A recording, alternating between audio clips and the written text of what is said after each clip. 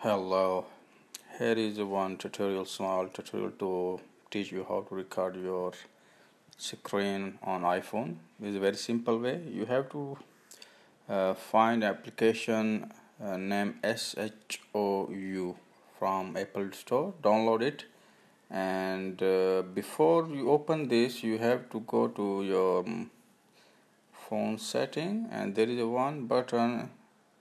You have to go to general, then accessibility.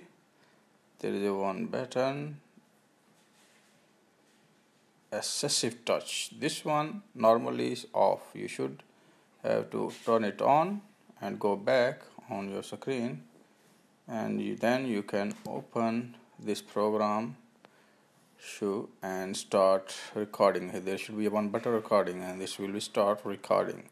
It's very simple way, and then you can save it and you can upload YouTube or anywhere you want. This is very simple and easy way. Thank you.